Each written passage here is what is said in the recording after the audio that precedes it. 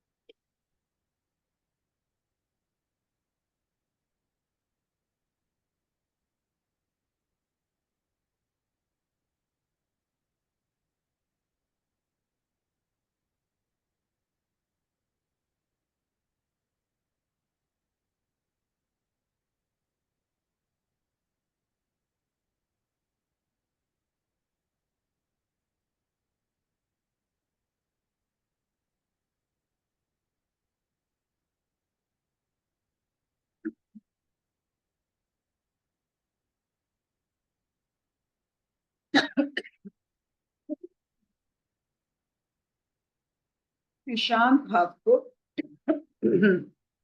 हम स्वागत करते हैं।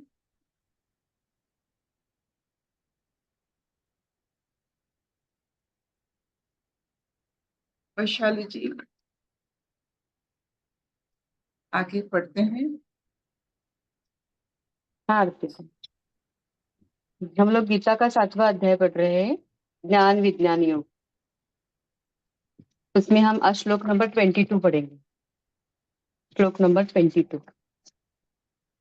सतया श्रद्धया युक्तः तस्याराधनमीहते लभते लभते च ततः कामान् मयैव विहितान् हितान्। सतया श्रद्धया युक्तः तस्याराधनमीहते लभते च ततः कामान् मयैव विहितान् हितान्।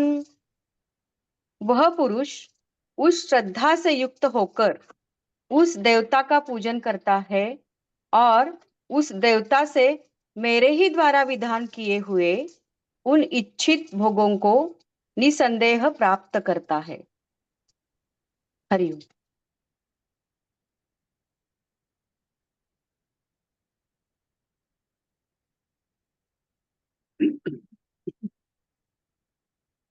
जो शब्द हमने कल पढ़ी थी, अचलम शब्द,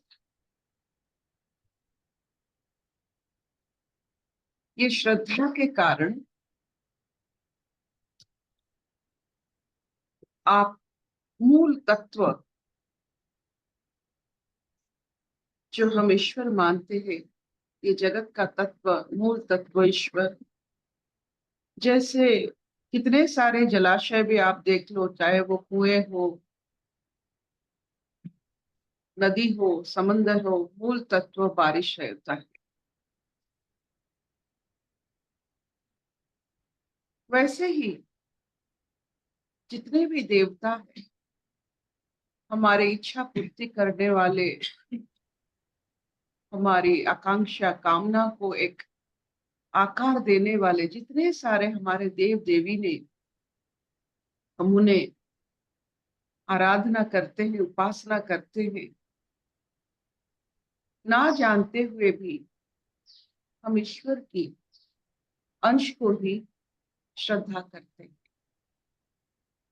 कोई भी अच्छाई, कोई भी ध्यान, कोई भी देव देवी कोई भी आपका विश्वास, ये सब एक एक रूप होता है वही मूल तत्व का, वही ब्रह्म का। तो एक चीज इसमें इस श्लोक में मिलता है, आप कहीं से भी शुरू करें, आपकी श्रद्धा के द्वारा आप इस संसार की माया, मोह, अंधकार, ये सब आप चीर कर निकल सकते हैं।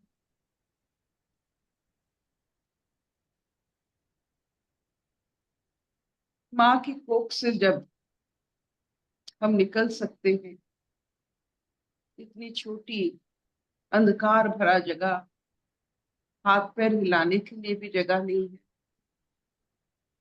ना दृष्टि है, ना बल है, फिर भी हम निकल आते हैं। वैसे ही संसार एक माँ की पेट है, और जितने जितने हम निकलने की कोशिश करेंगे, श्रद्धा बढ़ता चलेगा, बल बढ़ता चलेगा, और हमारी पग जो धीरे धीमे पड़ते हैं, वो दर्प से पड़ेगा और आगे चीर के हम चलेंगे। क्योंकि श्रद्धा है, विश्वास है, मूल तत्व की आभास है। और जो लोग देव देवियों के माध्यम से मूल तत्व की आराधना करते हैं, ईश्वर की आराधना करते हैं, उनके साथ जैसे देव देवियां भी है, लक्ष्मी है, और उसके साथ प्रोविडेंस भी हो जाता है। जब देखिए हम माँ सरस्वती की आराधना करते हैं, ब्रह्म का एक अंश जो हमें अज्ञान से मुक्त करता है और ब्रह्म ज्ञानी बनाता है, ब्रह्म को देखने की हमें इच्छा पैदा करती है, ये जो ब्रह्म का अंश माँ सरस्वती, जिसका मतलब है सरस श्रोत्र।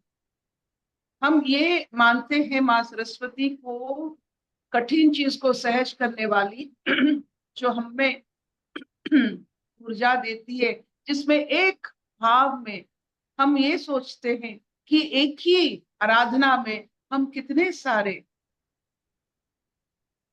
उलझन से हम मुक्त हो जाते हैं। तो ये जो अभ्यास हम करते हैं इष्ट देव देवी का, ये वही ब्रह्म का अंश है। लेकिन एक अंश तो पकड़े तो चले ना, ना पकड़े किसी को चले कैसे। जैसे माँ जब चलती है तो उसकी जो पल्लू हम पकड़ लेते, तो माँ जब जहां जाती है बिना सोचे समझे हम चले जाते हैं, सोचना नहीं पड़ता है, पल्लू पकड़े। ये देव देवी पल्लू ही तो, एक बार किसी को पकड़ लो, कोई भी देव देवी, आप देखोगे आप मूल तत्व में पहुंच जाओगे, ईश्वर ब्रह्म ये सब समझ में आ जाए। पल्लू पकड़ना माँ। आप देखे होंगे पार्क में बड़े बड़े अच्छे अच्छे जो सुंदर सुंदर जगह इंसान बनाते हैं, तो गाय के मुंह से दूध निकलता है, पानी निकलता है सिंह के मुंह से, लेकिन सिंह थोड़ी पानी देता है, पानी तो एक ही मूल से आती है। वैसे ही जितने सारे विश्वास, जितने सारे श्रद्धा, उसका मतलब ये है कि एक कुछ है जिसमें इतने सारे श्रद्धा के कारण निकलते। ये जो एक से अनेक को जाना और अनेक से एक को जाना, ये सबसे बड़ी यहाँ खेल चलता है। Staying locally and thinking globally, staying globally and thinking locally, यही चलता है यहाँ।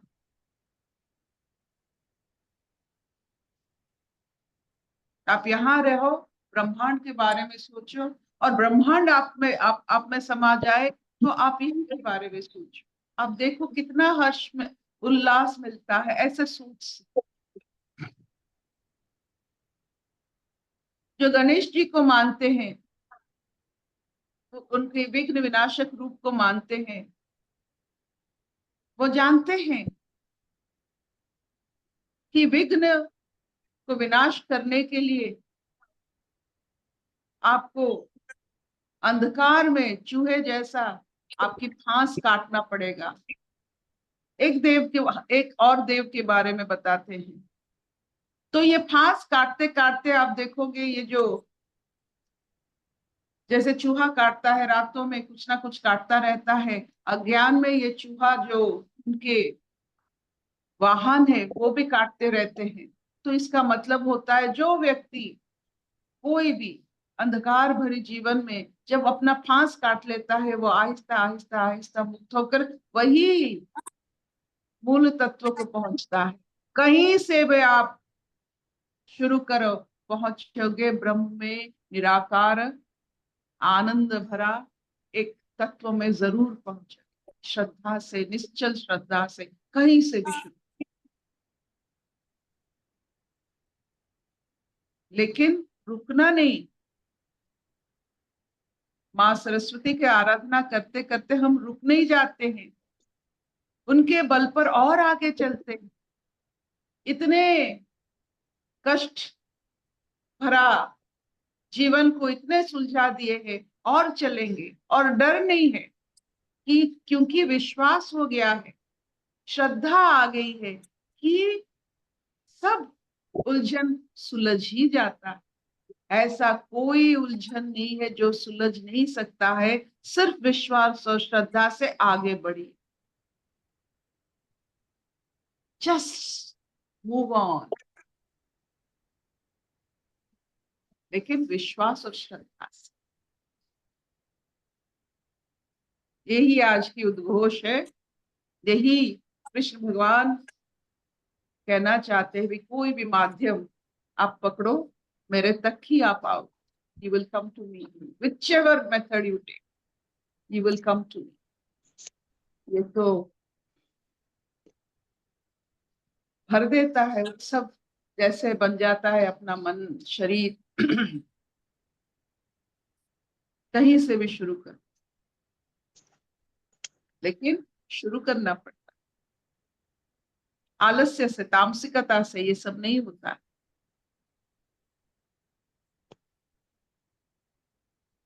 क्या इतना चलेगा? Will this do? हाँ चलेगा। अर्पिता। अशतो मा सत्कमय, तमसो मा ज्योतिर्गमय, अमृतम सर्वे सुखिनः सन्तु, सर्वे सन्तु निरामया, सर्वे भद्राणि पश्यन्तु, मा कश्चित् दुःखभाग् भवेत्। ओम शांति शांति शांति। स्वागत है जी। वहां क्या ठंड पड़ी है? आप बहुत अच्छी तरह से ओढ़ कर बैठे हैं, अच्छा लग रहा है।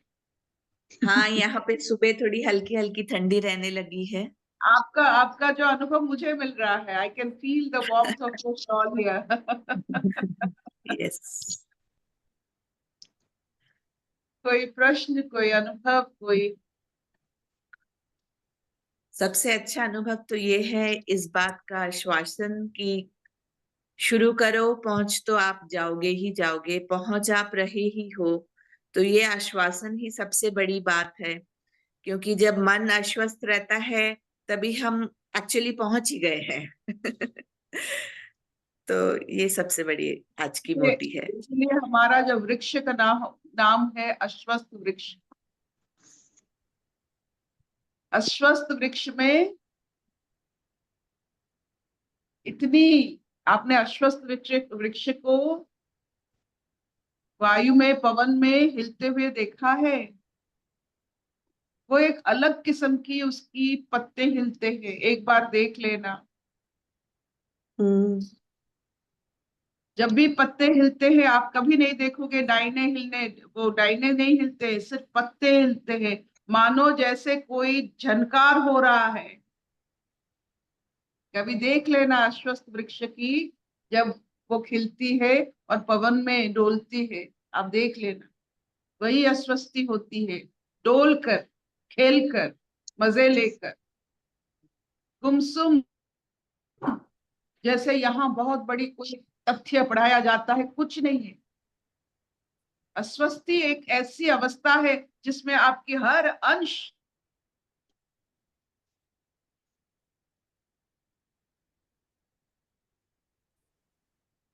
You are ready to move at every level.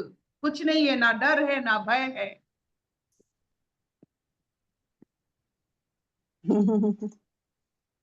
बहुत बढ़िया।